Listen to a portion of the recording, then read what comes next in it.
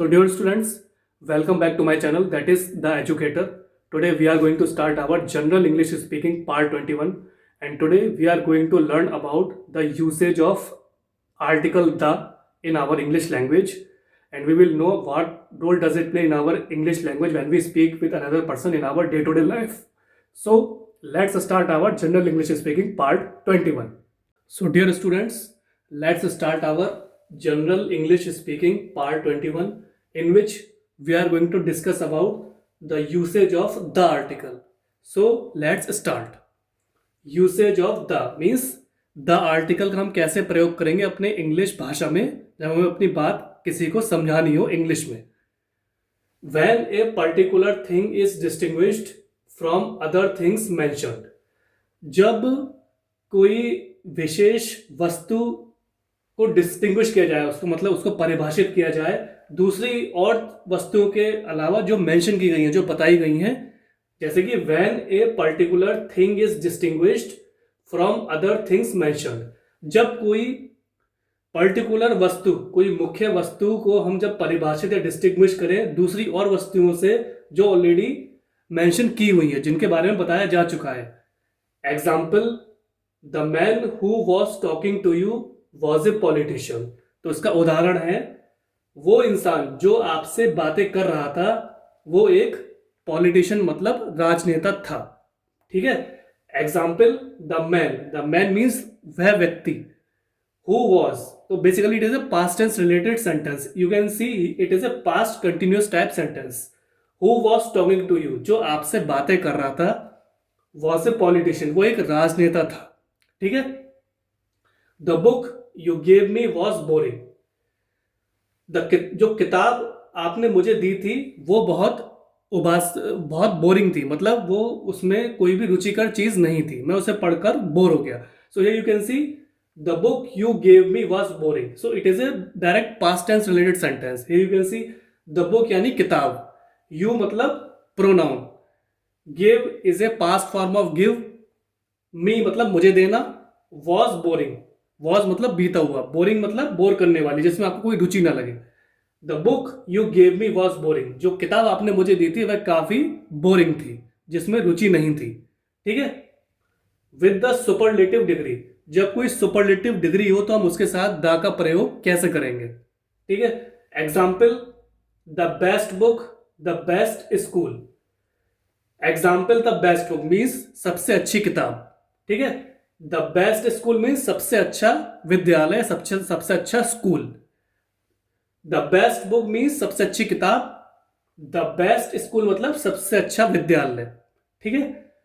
Before the names of rivers, seas, countries, mountains, musical instruments, historical documents, wars etcetera. तो हम जो the का प्रयोग करते हैं वो बेसिकली हम प्रयोग करते हैं नदियों के नाम से पहले, सीज यानी समुंदर के नाम से पहले, कंट्रीज यानी देशों के नाम से पहले, माउंटेन्स यानी पहाड़ों के नाम से पहले, म्यूजिकल इंस्ट्रूमेंट्स बेसिकली जो आपके ऐसे इंस्ट्रूमेंट, ऐसे वाद्य यंत्र जो हम संगीत के जो वाद्य यंत्र है उसके नाम से पहले प्रयोग में लाते हैं, और जो हिस्टोरिकल डॉक्यूमेंट्स होते हैं, जो ऐतिहासिक इमारतें होती हैं या ऐतिहासिक दस्तावेज होते हैं, कागजात होते हैं, उनके नाम से पहले हम इनका प्रयोग करते हैं. वॉर्स मतलब लड़ाई जंग से पहले हम द का प्रयोग करते हैं. ठीक है. Before the names of reverse यानी नदियों के नाम से पहले, सीज यानी समुद्र के नाम से पहले, कंट्रीज यानी देशों के नाम से पहले, माउंटेन्स मीन्स पहाड़, म्यूजिकल इंस्ट्रूमेंट्स जो आपके बजाने वाले संगीत के वाद्य यंत्र जो होते हैं, हिस्टोरिकल डॉक्यूमेंट्स मतलब ऐतिहासिक दस्तावेज या कागजात, वॉर्स यानी लड़ाई या जंग से पहले हम द का प्रयोग करते हैं. Example, the Himalayas, the Indian ocean, the Ganges, the constitution, the Upanishads, the Trojan war, the first chapter, the second world war. So here you can C in the examples the Himalayas. Himalaya क्या है? बेसिकली पहाड़ों की श्रृंखला. ठीक है.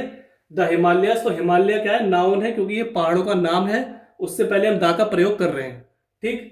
द इंडियन ओशियन, जो आपका Indian ocean है, समुद्र है, बहुत गहरा समुद्र, तो उसके पहले हम द का प्रयोग कर रहे हैं, तो ये आपका हो गया द इंडियन ओशियन.